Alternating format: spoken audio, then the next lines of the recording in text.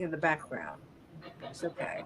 Oh, you know what? This is New York, and there's It's construction. okay. You know It'll New York. never stop. It's the That's jackhammer and okay. I lived there for almost 20 years, and I love that place. I love it. It's noise. I love it.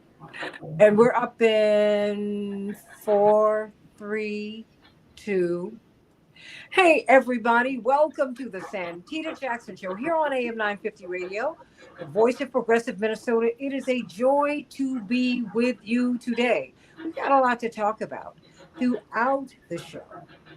In the next installment of the Santita Jackson Show, we're going to be talking with John Wayne Fry. Who is he? He is a neighbor of the young man who confessed to shooting these two young Israeli young people who were about to get engaged, who were at a benefit for Gaza in Washington, D.C., and they were shot and killed. He confessed, stood there shouting, Free Palestine. And we want to talk to someone who has at least seen him in passing, right? And what's so interesting is that the alder person for this young man's ward is being threatened with death. So the pain is just spreading everywhere. And so into this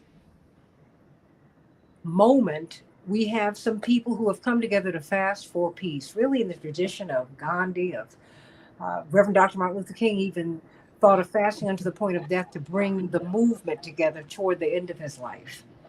There's a great history of that. Dick Gregory, so many people have, Cesar Chavez, have been fasting to shine a light on the most painful moments in our history. And so I'm honored to have the Veterans for Peace and some of our great activists with us today. Phil Tottenham, got Kathy Kelly, the beautiful bride who's on camera with us, Mike Ferner, Veterans for Peace, all of these peace activists, and my sister Ariel Gold, coming out of Code Pink, Executive Director of the Fellowship of Reconciliation. I cannot help but think of the pain. More than 100,000 Palestinians have been displaced over the past week. What is going on? There's a photograph that sadly is becoming iconic. A young Palestinian child, you see her surrounded by flames. Her family was being burned to death. One has to wonder, did she make it out? This is happening all the time. And so, so many people are just concerned and feel connected to this tragedy. And so I'm so grateful that Kathy Kelly and Phil Tottenham and Mike Ferner are coming together, leading us on this 40-day fast. And there are different ways of fasting, different ways of fasting. And I spoke with Colleen Rowley up in Minnesota. There are people all over the country that are looking to do that, Ariel Gold. Before we shift our attention and the conversation to Kathy and Mike and Philip, Ariel Gold, what do you make of this moment that we're in? Because we've had a serviceman who lit himself afire and died. I feel like we're living through a moment that we missed, which was Vietnam, right? And what do you make of this moment, Ariel? There's a lot that I make of this moment, and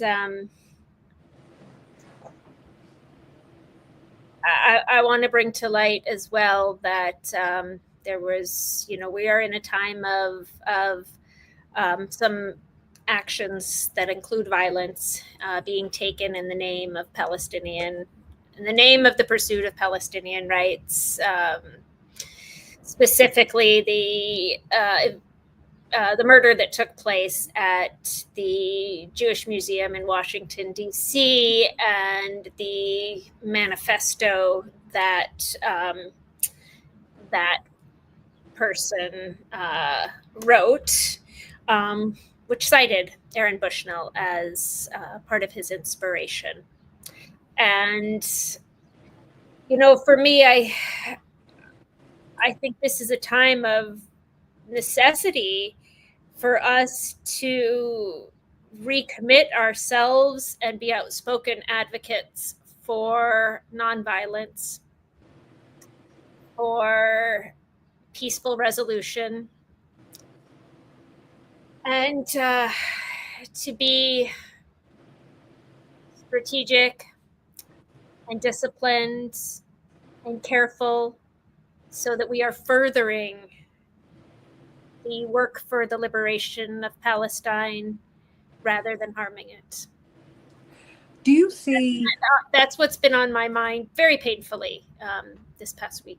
Well, this is a very painful moment because we're beginning to see this not just with people being denied their degrees, being put out of the country, most likely being denied entry to universities, Americans.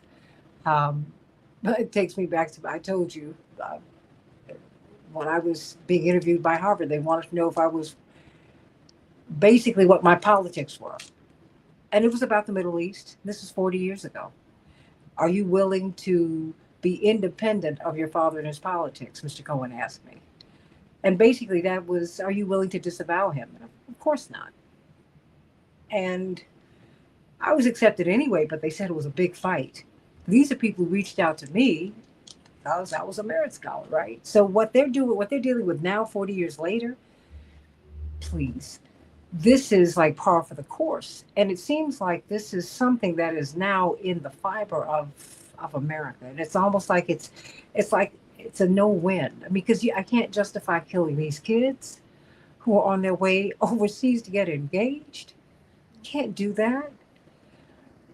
But I also know, and I also know when I see you can't unring these bells, these horrific images. And I don't know what his background is. What was touched in him, I don't know. And I just feel like we're going down a rabbit hole. It was in his manifesto, or he wrote it, which I did read. It's I very did well written. I read it, but it's like,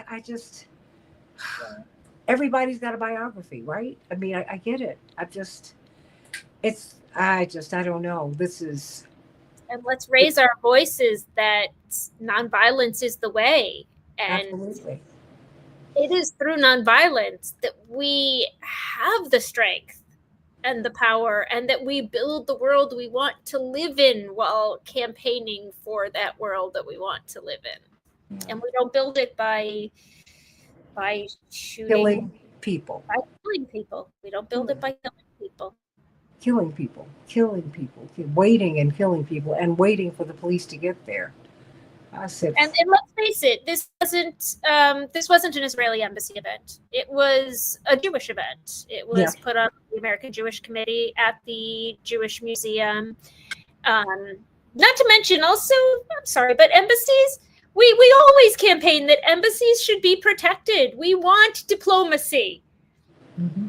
If we're to look at international law, I'm a pacifist myself, but I have respect for international law, and which has rules of war, and what is a combatant and what isn't. And so in that case, what is fair game? I think the loss of any life is a tragedy. And there are rules set out to identify who is a legitimate target in this ridiculous world where we kill people for any reason. Well, we're beginning to hear Kathy Kelly and Mike Ferner and Philip Tottenham, and I need you all to unmute yourselves. There we go. Now the IDF, there was a soldier who said, they are using Palestinians as human shields. Which I just don't know. I need you before we so much. This is something that we're listening to every day. Why are you fasting? Let me just start there. Why now? Why are you fasting now? What do you hope to achieve, Kathy Kelly and Mike Ferner and Phil Tottenham? Thank you, Santita, for having us. And Ariel, it's good to hear you reassert the importance of how every life is sacred. Arms ache for a loved one that will never return. And so somehow to hold together all of the people who have experienced just unutterable horrors And in a way, that's got to do with the motivation. I hope we could turn to Phil Tottenham. Phil is just sitting next to me now. And his story about fasting, it really compelled me. It's a large part of why Mike and I are also at this fast. So I'd like to introduce Phil Well, Phil Tottenham. Tottenham, why don't you tell us about your background? I mean, because it is interesting, and Ariel and Mike Ferner and Kathy Kelly, it is always interesting to hear veterans. Yes, so I'm thank you, Santita, first of all. God bless you. I'm a Marine Corps veteran, and I was in from 98 to 2002, stationed with the helicopter squadron. And that was in my old belief paradigm, and I since have had a new belief paradigm. It took me through going to the Iraq War to open my eyes after the fact, and I missed it, and now I'm here. How did your paradigm shift? You shifted from what to what? I shifted from conservative Christian to progressive agnostic who follows Jesus's teachings, or try to. What made you shift? It was a lot of factors, but research and really, and my shift started before 2014, but it was 2014 and seeing the Gaza, what they call the conflict, where I believe 800 innocent civilians were assassinated and thousands were injured. And then I paid attention to that, the plight, just like Colin Kaepernick, trying to kneel in peaceful protest, and the right of the return to march that they would do in 2018, and just pay attention to who they killed. They killed, there's and I forget her name, but a beautiful medic that just had a huge heart, just like all the Palestinians have huge hearts. When I learned when I went to go visit in 2023, which is when I took a sledgehammer to the apartheid wall in Bethlehem, believing that I would be shot, and just made it fortunately out where I wasn't shot.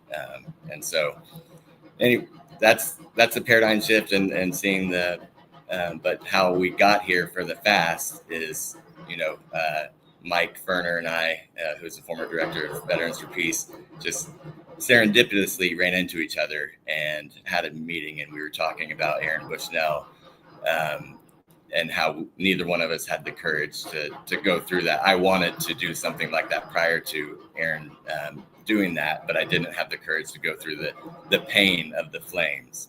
And so that's, that passion was present at that meeting with Mike and I, and the fast idea was born into what it was born into. And now we have over 600 fasters nationwide and internationally as well. We have someone in Australia doing the 40-day fast at the 250 calories.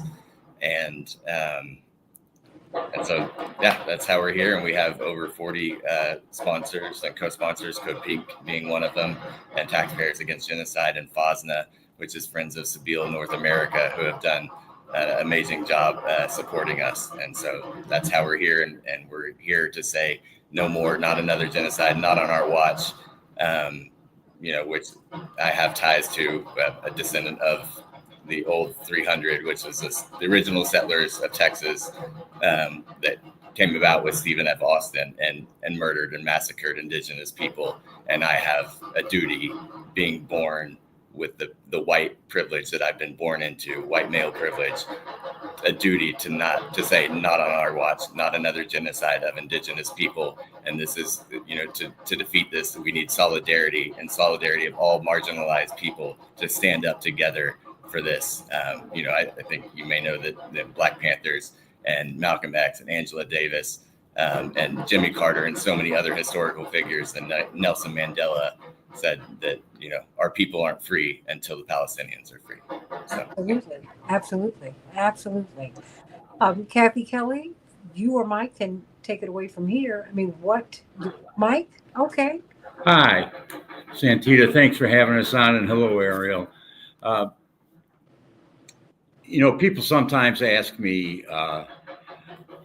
why do the leaders of government do this? I mean, are they nuts? I mean, what are they all sociopaths?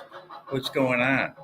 And I've come to the conclusion that, with very few exceptions, they aren't crazy, but they live in this bubble in which the myths of American exceptionalism and all the myths we've been told about freedom and democracy, to them are true.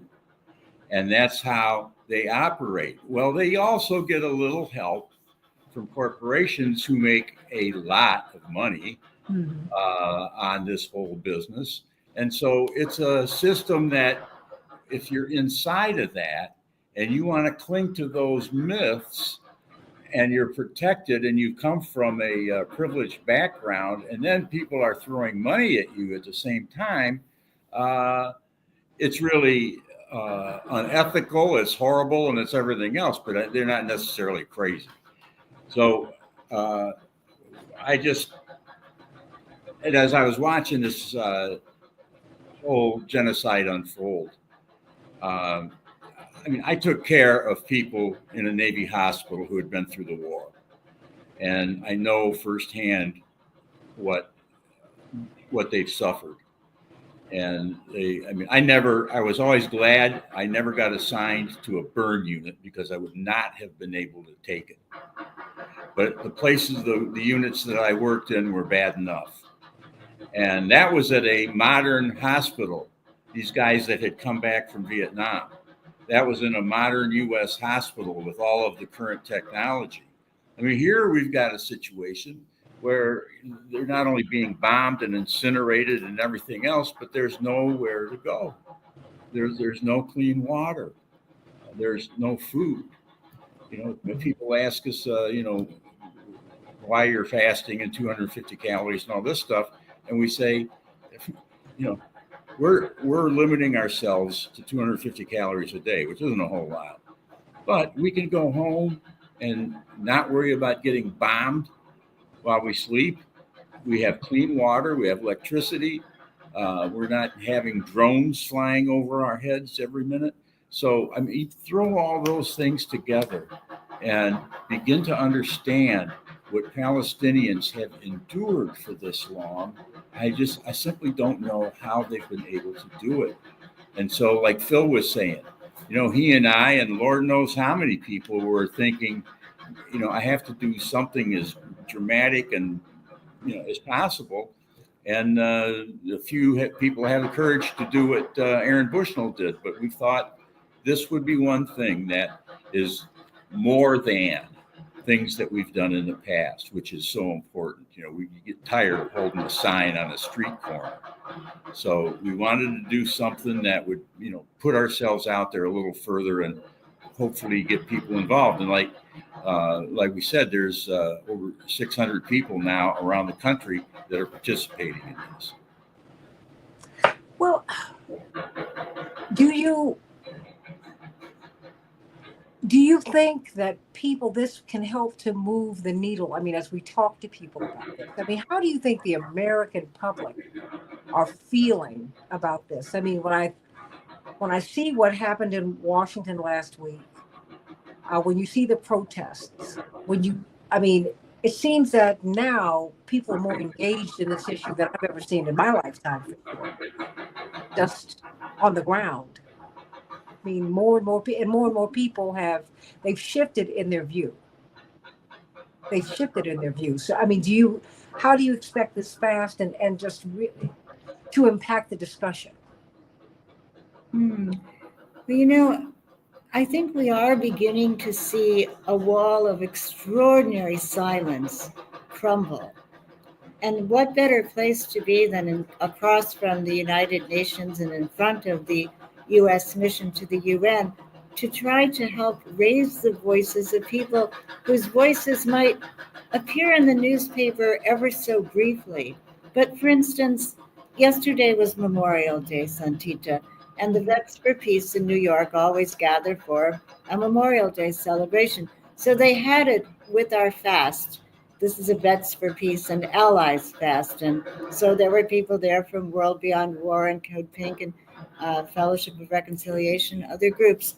And one of the things that we decided to do was to commemorate also the voices and the lives of 9 children who had parents that were medical doctors in the Khan Yunis hospital. And this was Allah Al Najjar. She was a pediatrician specialist, and Hamdi Al Najjar. And he was a medical doctor. And of course, they had to trade on and off. She would go to work and do her shift, and he'd be home with the children, and then they'd flip. So she's at work. And then the Israeli Defense Forces hit their home. And Dr. Ala Al Najjar held in her arms the bundles of her charred and murdered children, 9 of them. Her husband, Hamdi, is now gravely ill in a hospital bed. What crime could these children have possibly committed? How can you hold children accountable for the actions of governments? And so I'm thinking today about Ron Feiner, and he's an Israeli reservist. And he said, I can't go back to Gaza again. I've done it. But he says that Prime Minister Netanyahu has basically sabotaged the ceasefire agreement. Now, that was a week or two ago when he was up before the courts and the trial was proceeding, and he was sentenced to 20 days in prison. And I wonder, this would be day 3, I believe, for Ron Feiner in prison. How is he? How is he doing? Because it's happened again. A ceasefire appeared to be negotiated, and then it's like Mother May I when you were a kid. Take 3 steps forward, take 5 steps backward. And how can people caught up in the throes, in the flames, literally, afford more delay? People are starving. The United Nations, Tom Fletcher said a week ago that 14,000 babies could starve. So we have to see the bigger picture. And, international law could make a difference. But if international law is going to have any meaning, it has to be implemented now. And that's why I think it's also important to be at the United Nations, where a court project is developing to try to hold accountable the member states of the United Nations General Assembly to take effective action and not to allow Saudi Arabia, for instance, to dominate the proceedings in a way that might push the Palestinians basically under the bus again. So thank you for listening to all of that. No, but that's very important, because one has to wonder. And I'm beginning to see the restlessness, I think, with the governments in that area, because they are in direct conflict with their people.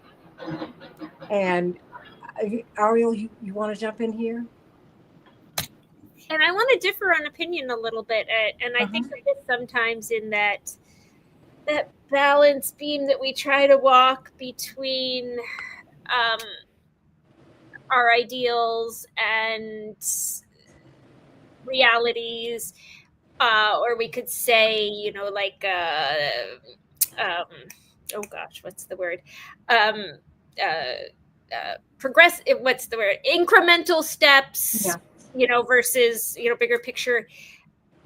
Because there is this upcoming high-level conference at the United Nations, and I will be there, hosted by Saudi Arabia and France, to look at a 2-state solution. And I'm actually really glad that Saudi Arabia is one of the leaders of this. Mm-hmm. Not that I'm a fan of Saudi Arabia's leaders or pretty much anything Saudi Arabia does. That's their internal through the roof. And I'm glad it's not a Western country. Mm. It's paired with France, because this is the Middle East, and the Arab countries should be at the table, and Saudi Arabia is, for better or for worse, possibly has the most leverage in this moment. And no, not perfect, and certainly not self-determination for Palestinians, but dear God, I want these bombs to stop falling. And Saudi does have that leverage. And so I'm glad that they are taking leadership in this conference, and I hope they play a large role. And I wanted to kind of shift to something a little bit different, but totally along these lines. Yesterday was Jerusalem Day, or Flag Day, as they call it there, otherwise known as young right-wing Israelis go wild through the streets, attacking Palestinian shops and people. And this happens every year. It's incredibly vile. Groups of young right-wing Israelis come into the Arab quarter of the old city of Jerusalem and rampage. And so I was watching some videos of it yesterday, including this wonderful group of Israelis. Their organization's called Standing Together. They were out there doing protective presence, just putting their Jewish bodies in between these violent settlers and Palestinian civilians. So I was watching these videos, feeling thankful for them, doing what they could. And what struck me so much was the age of these young people. I mean, they are children. This flag march, as it's called, which we could just call like a massive pogrom. I don't know how we think of it. You just think of like hordes of people, rushing through, breaking things, and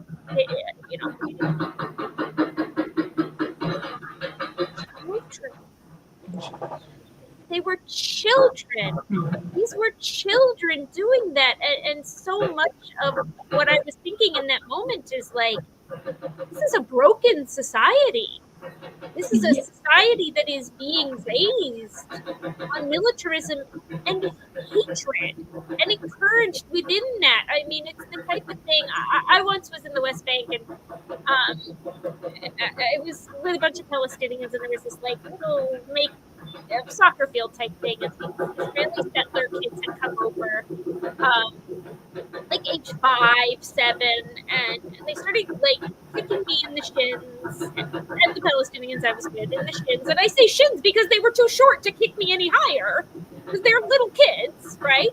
And so the normal reaction, so I'm looking for their parents, because normally, your kid starts kicking somebody in the shins, you go grab your kid, and you're like, you don't do that, and perhaps you need a little time out, or let's have a talk about how but instead the parents are up above on this hill like cheering them on.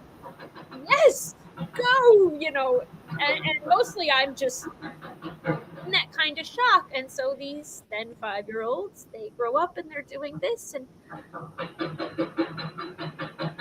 it so I think so much as like, as we go about our advocacy, how do we lift up this new conscientious objector who's refusing, a reservist who's refusing to serve, the ones that have refused to go in? How do we build a better society? Because, well, I care for one reason, because they're my people, the Jewish people, the Israeli people, who spent yesterday just spewing hatred.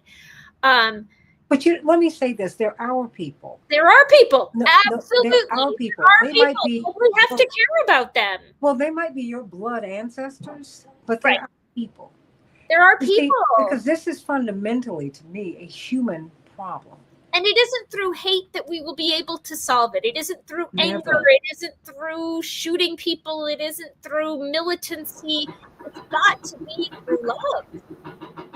See, my question is, which brings me here for everyone. And I had to mute you so that I could, but I want to bring you back in, Kathy and Mike and Philip, because I was looking at, as we look at the polls that come out of Israel, they wanted their hostages and POWs back. Let's be very clear. The young man, I'm so glad that he's home, Eden from the United States, he was not a hostage. He was a POW because he was an active soldier.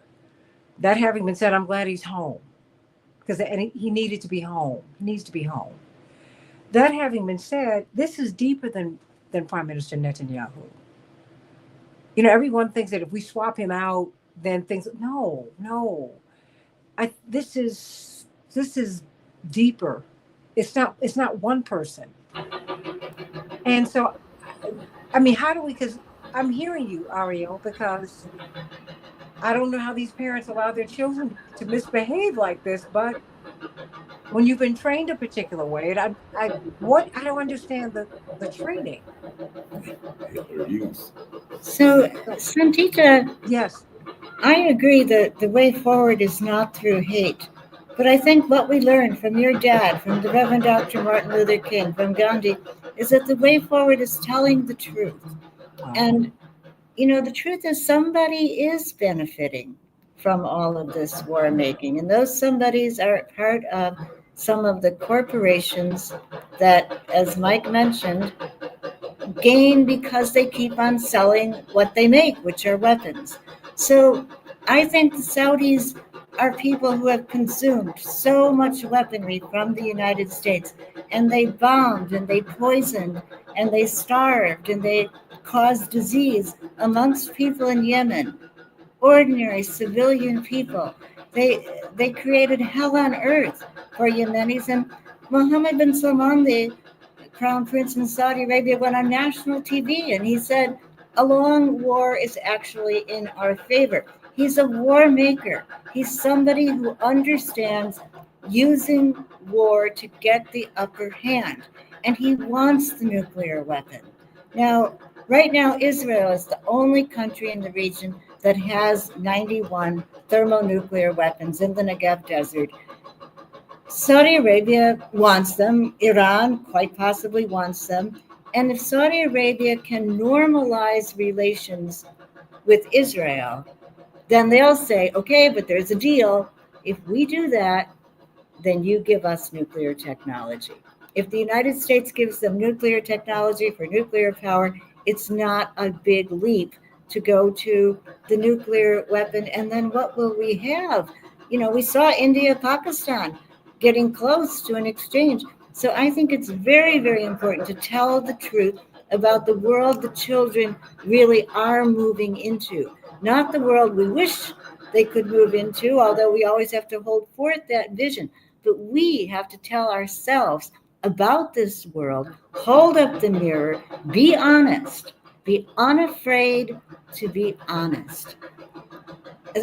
I don't see that survival has much of a chance, you know, as we face ecological collapse, if we don't muster up that honesty. And Mike Ferner has had a passion in this regard. In which Mike Turner. Madman arsonist. Oh. Yeah, it gets back to Santita. It gets back to what I mentioned, and Kathy did about the corporations. They're not only making a lot of money. We know that. I mean, you can go through the books and figure out, you know, how many gazillion dollars they make when we start a war somewhere. But the real danger is that they govern. They govern this country. The weapons makers run foreign policy. The healthcare insurance companies run healthcare policy. The highway lobby runs transportation policy. And if we don't, at some point, start addressing the fact that we have to take the power and the usurped rights that the Supreme Court has given these corporations, if we don't take that away from them, we're chasing our tails. We're going to be as Dr. King said, you know, unless he said, he put it this way, unless there's a spiritual and moral, I said revolution, but change, we will be creating committees for Mozambique and, you know, just naming all these countries where we're going to be doing the same thing over and over, reacting to the wars that are started by the people who control our government. So I'm hoping that people start to look at, you know, beneath just the fact that these companies are making money and just the fact that we're continuing to do the sort of horrible things, but who's running the show. And until we change that, they're going to keep running the show and just run us into the earth, run us into the ground. How do you make that case to people? That, really, I mean, how do we let people know? Because when we look at what happened with President Trump's trip to the Middle East, he was really a salesman for Boeing and GE. I mean, they're the ones who got the big contract, right? And I think, we need to understand how this really works, so we know how to really come up with, have a strategy. Because I don't think we really understand how much money is in war, and that is what we do, right? Yeah. Well, again, it's not just the money. It's that these corporations, in this case, weapons companies, but the corporations who have been given the First Amendment rights, the 14th Amendment rights, Fifth Amendment rights, all the way down the line, they've been given all the rights of human beings. And that's how they have the power to do the evil that gets done. And just give you an example. First Amendment decisions by the Supreme Court have said that advertising is free speech. Well, you can't step on free speech.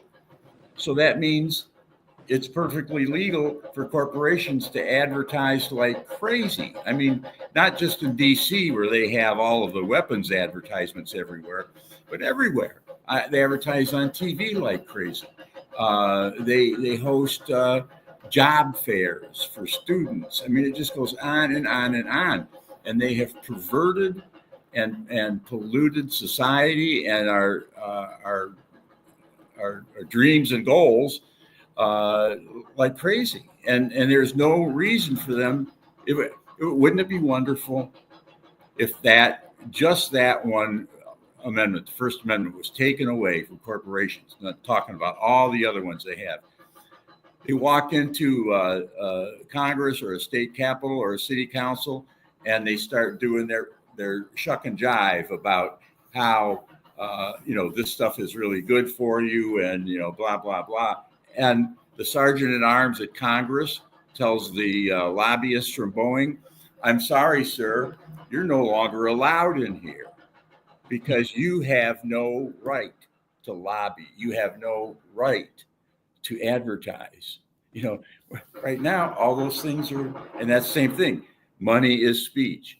So, as much money as you want to give to something, well, that's more speech. So you can't step on free speech. That needs to be abolished. So there's some fundamental things that we really need to start looking at and understanding. And there is a strategy for that. And I won't go into it, maybe the topic for another show. But there are organizations that are working at that fundamental level to get rid of those rights, to amend the Constitution, to get rid of the ability of corporations to do what they've been doing. And until we decide we're going to understand that and start doing something about it, and it's like firefighting, if you never do fire prevention, you're always going to be running around trying to put out fires. So I guess that's the simplest way to put it. Well, you know what? Which brings me here. We look at a lot of these mass shootings in our high schools, for example, Ariel and Philip and Miss Kathy and Mike. And we see that they have ROTC training at the schools. And they have target practice in the lunchrooms after school, right? Philip, because you had a shift, and Mike, I want to get to you as well. A lot of our children are being recruited. And you're recruited, quite frankly, before you're 18, because you're junior ROTC. That having been said, how do you, and people have given a lot of people a lot of pushback about counter recruitment. But what do you think, what should young people be told, as they're being recruited? What do you think that not just young people, when people are recruited into the military, what do you think that they should be told? What were you not told? So thank you for that question. Two things, I think, is to listen to the veterans that have been there, listen to the veterans for peace, listen to veterans that take home the burden of war and that doesn't just stop with them. It's passed on generationally. The trauma from war is passed on because it is not natural. And to listen to the veterans that have been doing this, that's one thing that's just been so out in the forefront, is how long these Veterans for Peace and Kathy and all these peace activists have been doing this since Vietnam and Iraq, and we're still here, and they're still here leading it. Like, where are our young people for reinforcements that need to come help and show the way? But I'd say to young people, listen to the veterans, and their stories are out here, and we need to do a better job of amplifying these stories from these veterans. But also, I spoke to this the other day. It's a game of pride, right? Because we serve love or we serve pride. We serve God or we serve country. You can't serve two masters, because you wind up loving one and hating the other. And so that's what pride does. Is it causes bias to make us not be able to see the humanity in another human and another child and another population, because we've been taught to have American pride and put every other country as less and less. And so when you get a young mind whose prefrontal cortex isn't fully developed until the age of 25, and you brainwash them, right? One of our chants in boot camp was ready to fight, ready to kill, ready to die, but never will. It is a pounding. And so we learn about, the most decorated Marine in Marine Corps history, General Smedley Butler. We learn about his medals and what he did on the battlefield, but never will you hear that discussion of politics and what Smedley Butler stood for and what he told about the Talk war. about him because he talked about war being a racket, right? He did, yes, and he was a front for oil companies, and that's the same place that we are today. He said war is a racket, and he exposed the lies of the oil companies and of the weapons companies. Yeah, he said the second line in that was, "I was a gangster for capitalism." Yeah, I'm a military hero, but I was a gangster for capitalism. I helped make Nicaragua safe or whatever, United Fruit. I helped make China safe for Standard Oil, on and on and on. But that's like John Perkins, the economic hitman. Yeah. I mean, we keep on going with this. Yeah. Ariel and Miss Kathy and Philip and Mike, we keep on going with this. And it seems that, because I've seen many veterans come back, and I've seen John Perkins come back. I've seen some people come back completely turned around about the system. They're saying, wait a minute, our thoughts are way, way, way, way off. Just like Philip said, wait a minute, I had a paradigm shift, a complete shift. And I'm trying to catch people before they get over there. Because I wish we had a peaceful alternative to the military. And I'm not saying that I am not slamming military service, everyone. I am not. But I know there's got to be another way. There's got to be, there are too many Mike and Philip, people who come back saying, this is not the way you want to do this. I mean, even when I think of Mother's Day for Peace, that's the original intention, the original point of Mother's Day. It was Mother's Day for Peace. And she said, I'm not going to send my child to war. I want all mothers to come together. Because I'm not going to send my child to war to unlearn the Christian lessons that I taught my child. Whatever your religious background is, no one tells you to kill. You're not supposed to do that. But we know the problem is that no matter how good and idealistic and pure people's motivations are, or how hard they work, I believe we're not going to have that better country, society, life, as long as we don't govern our own government. Because, and I said this before I went to Iraq in 2003 with Kathy. I was doing a news conference in Toledo, and a bunch of my friends showed up.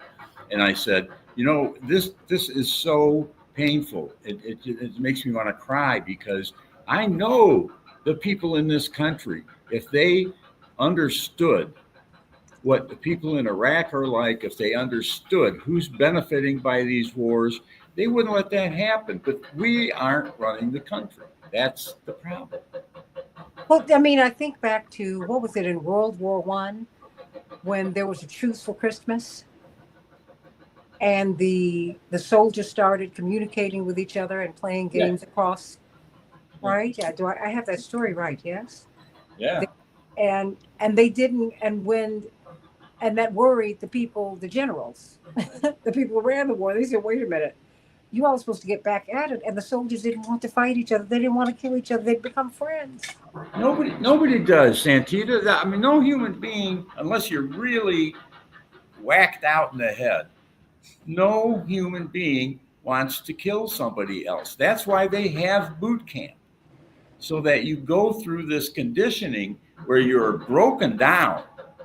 You know, your head's shaved, you're given the same shitty uniform everybody else has, you're marched, you're harassed, you're all this stuff goes on, this pressure cooker, and then they feed you this racist crap. You know, in addition to whatever you have to learn to be a rifleman or a this or that, you have these heaps of racial indoctrination.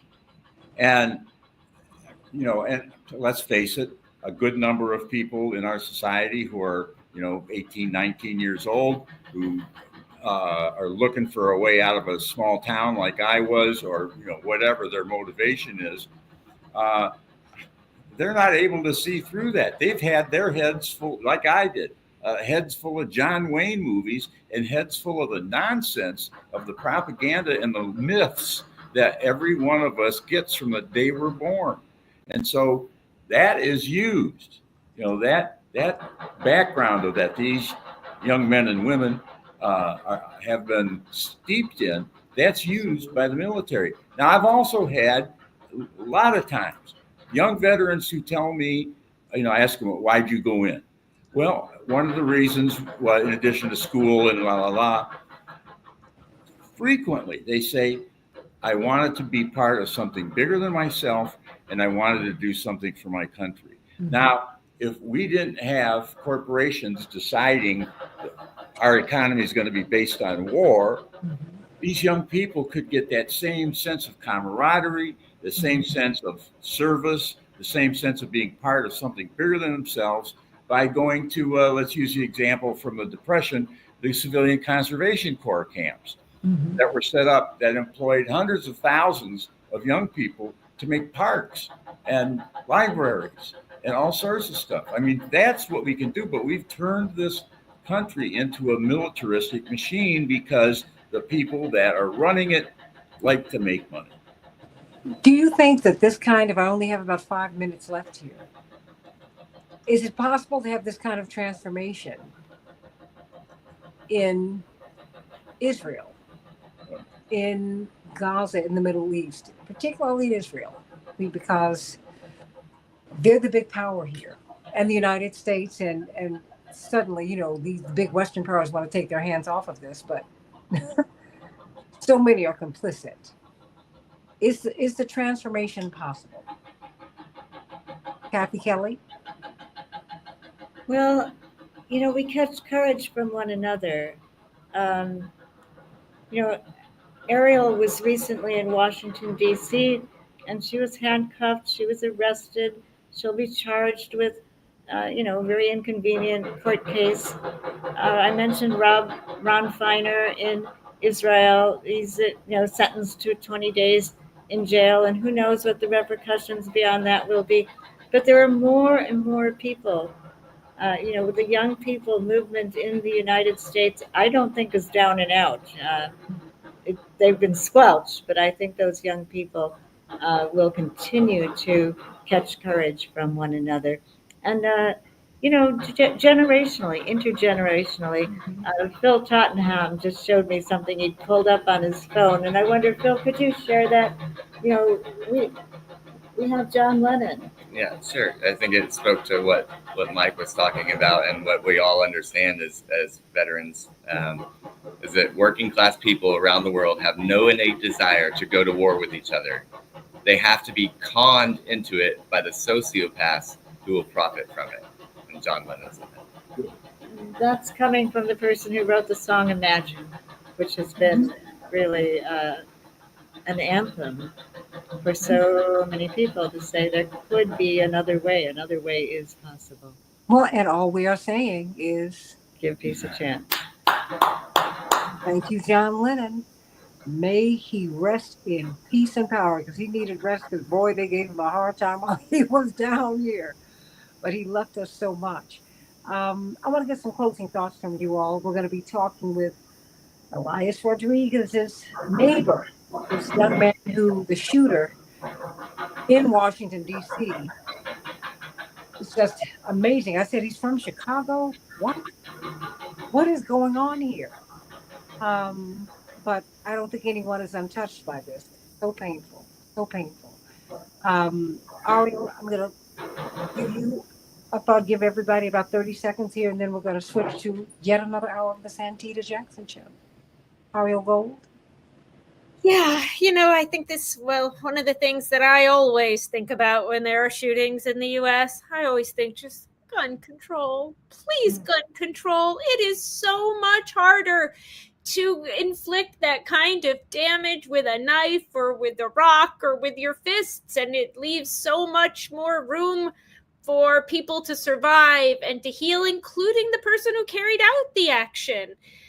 Oh, gun control, right? Gun control. May we bring about a world where there are not so many guns on the streets. And so, these horrible things can happen. And when I think about the victims of that horrible murder that took place, of course, first and foremost, the young couple who were killed and their families, of course. But then I also think about the damage that it is doing to the movement for Palestinian liberation. I think about the repercussions that will come, how this will be used as an excuse to crack down on protesters and dissent and activism, and how it made that connection in people's minds between that kind of violence and what is a beautiful, peaceful movement for justice. And in light of that, in the aftermath of that horrible moment and that horrible loss, may we all lift up the power of nonviolence, and that we can, through truth telling, through the strength of nonviolence, right? To tell that truth with love, and we can succeed in that way. And may nobody lose hope from that. Dr. King talked about having the strength to love. And where do we go from here? Chaos or community? Kathy Kelly, Phil Tottenham, and Mike Ferner, your closing thoughts? Mike? Well, this wasn't a major part of the discussion today, but Ariel's plea for gun control always makes me want to have the Second Amendment say people have the right to bear as many flintlock muskets as they can buy, which is the period of when that was written. But, dark humor aside. That's right. Also harder to kill with. Yeah, we know we can do better. And if we were really in control of what our government is doing, we would have a much better world. This country has got so much money, so much talent, and it's almost all of it is directed towards death and violence. Mm-hmm. And it is just a shame of epoch proportions. I mean, if you look at the history of the human race, the history of the world, it was doing pretty well before capitalists and corporations came along to make sure that they control every conceivable thing on the planet. That's got to change, or we're not going to be around here long. Kathy Kelly? Well, I think the Vets for Peace and Friends of Seville North America and other allies that have organized this fast have helped us express hunger. We hunger for something vastly different from what we're seeing now. So I hope people will, as your listeners seem so often to do, Santita, keep on contributing to the education through the chats and through letting Santita know what it is you're hungering for. But if anybody would want to be in touch with us, we grew from 8 people to 600 pretty quickly. Hmm. Friends of Sabile North America, FASNA.org, or Vets for Peace. Just type Veterans for Peace, FOR, veteransforpeace.org. Yeah, and I'm with the World Beyond War, so one way or another, you can certainly reach us, and we'll be happy to welcome people into the fast. Philip Tottenham, you'll get the final word. Solidarity or we perish. We need to fight and stand on this hill. All peoples, black people, brown people, yellow people, red people, all the marginalized LGBTQ plus community, all women's rights, all of the. We stand together for this fight, and we stand together and we have each other's back in every single fight. We will have your back. The pro-Palestinian movement are some of the biggest hearts that you will ever meet, and the Palestinians as well. And so we fight and we die together. Solidarity or we perish, and free Palestine. Amen to that. AM 950 Radio, the voice of progressive Minnesota, the Santita Jackson Show. Thank you. Thank you. Sending you all so much love